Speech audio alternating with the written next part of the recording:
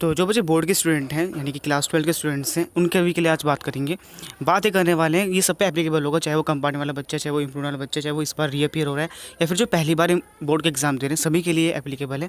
तो आप सभी जानते हैं कि लॉकडाउन की वजह से, कोविड-19 की वजह से सभी चीज़ें डिले हो रही हैं। सिर्फ बोर्ड एग्जाम ही नहीं, आपके जितने भी कंपार्टमेंट हो गया, आपका कॉम्पिटिटिव एग्जाम्स हैं, यूनिवर्सिटी एग्जाम्स हैं, जितने भी एग्जाम्स हैं सभी पोस्टपोन हो रहे हैं।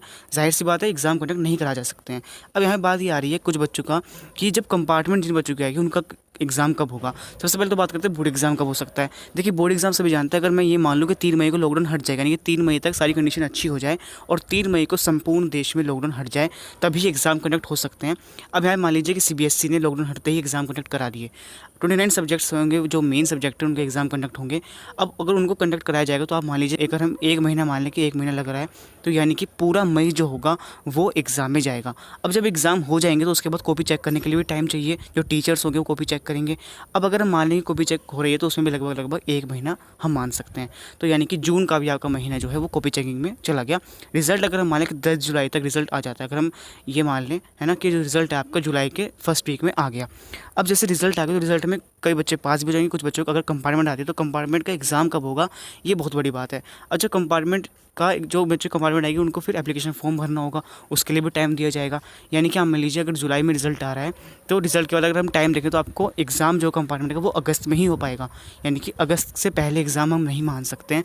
अगर एग्ज़ाम अगस्त में हो रहा है फिर कंपार्टमेंट का भी रिज़ल्ट आता है, उसमें भी टाइम लगेगा। तो मान लीजिए सितंबर में कंपार्टमेंट का रिज़ल्ट आया, अब बच्चा एडमिशन कब लेगा, तो अब सभी चीज़ें इस तरह ध्यान रखना है कि सब चीज़ें लेट होने वाली हैं। तो जो कॉलेजेस होंगे वो भी आपका ध्यान रखेंगे कि हाँ बच्चों को टाइम लग सकता है, उसी हिसाब से एडमिशन्स होने चाहिए, मेरी यही राय है। अब यहाँ पे सितंबर आप मान के चलिए कि आपका जो एक कंपार्टमेंट वाले बच्चे हैं उनका जो रिज़ल्ट आएगा वो सितंबर तक आ सकता है।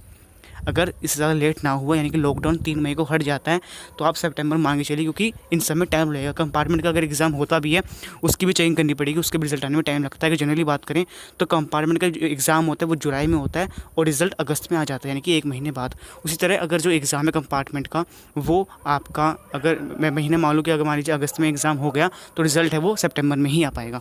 तो ये कुछ चीज़ें जो कि हम बात कर सकते हैं, अप्रोक्स कर सकते हैं, ऐसे एस्टिमेशन लगा सकते हैं। तो यही कुछ चीज़ें, अपनी पढ़ाई करते रहें।